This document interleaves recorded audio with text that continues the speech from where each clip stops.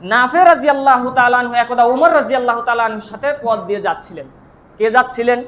নাফে রাদিয়াল্লাহু তাআলা আনহু এবং ওমর রাদিয়াল্লাহু তাআলা আনহু একদা পথ দিয়ে যাচ্ছিলেন। যেতে যেতে ওমর রাদিয়াল্লাহু তাআলা আনহু হঠাৎ করে তার দুই কানের ভিতরে আঙ্গুল দিয়ে রাস্তার এক পাশে দাঁড়িয়ে গেলেন। দাঁড়ানোর পরে ওমর রাদিয়াল্লাহু তাআলা আনহু নাফে রাদিয়াল্লাহু তাআলা আনহুকে বলছেন যে, হে নাফে, তুমি কি কিছু শুনতে পাচ্ছ? নাফে রাদিয়াল্লাহু তাআলা আনহু বললেন যে, না তো, আমি তো কিছু শুনতে পাচ্ছি না। তখন ওমর রাদিয়াল্লাহু তাআলা আনহু তার দোকানের থেকে আঙ্গুল বের করলেন এবং বললেন যে, একদা আমিও রাসূল সাল্লাল্লাহু আলাইহি ওয়াসাল্লামের সাথে এভাবে পথ দিয়ে যাচ্ছিলাম। রাসূল সাল্লাল্লাহু আলাইহি ওয়াসাল্লাম বাদ্যযন্ত্রের আওয়াজ শুনে তার কানের ভিতরে আঙ্গুল ঢুকিয়ে রাস্তার এক পাশে দাঁড়িয়ে গেলেন এবং তোমাকে আমি যেভাবে প্রশ্ন করলাম আমাকেও ঠিক এভাবে প্রশ্ন করেছে। এই হাদিসটা কেন বললাম? কারণ আপনি দেখেন, আপনার নেতা, আপনাকে যার আদর্শ বাস্তবায়ন করতেই হবে, আপনি বাধ্য।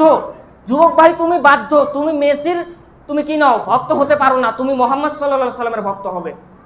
তুমি নেইমারের ভক্ত হতে পারো না। অথচ তোমার শরীরের দিকে তাকালে তো গোটাটাই তোমার এখন মেসির দিকে দেখতে হয় না, এখন মেসির ভক্তদের দিকে তাকালেই মেসির ভাব বোঝা যায়। চুলের ভিতরে মেসির কাটিং, চুলের ভিতরে নেইমারের কাটিং, এগুলো দিয়ে রাখছে। বাড়ির ছাদের উপরে আপনার কি আপনার হচ্ছে আর্জেন্টিনা ব্রাজিলের পতাকা ঝুলিয়ে রাখছে। তো তোমার তো এগুলি করার কথা না। তুমি কি চাও যে তোমার হাসন নাসর ওই ইহুদিদের সাথে হোক? আল্লাহ নবী বলছে, যার সাথে যার মিল থাকবে, মহব্বত থাকবে, তার সাথে তার হাসন নাসর হবে। তুমি ফিরে আসো যুবক ভাই।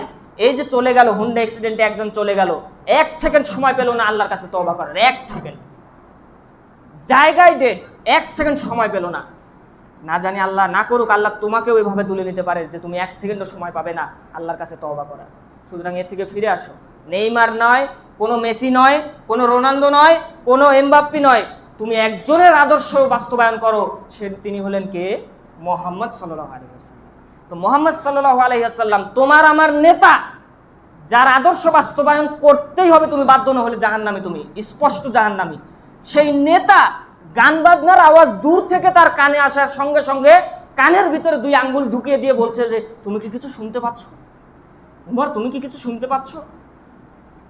তার মানে আল্লাহ রসুলের কাছে গান বাজনা কত নিকৃষ্ট ছিল যে দূরে কোথাও বাজাচ্ছে, এই আওয়াজটা তার কানে এসে যেন না পৌঁছায়, এর জন্য কানের ভিতরে আঙ্গুল ঢুকিয়ে দিল। আর আমাদের যুবক ভাইরা তো একসাথে একটা বক্সে হয় না, একটা বক্সে হয় না তাদের, এখন আবার বক্স লাগে 10টা 12টা, এইসব বক্স লাগে।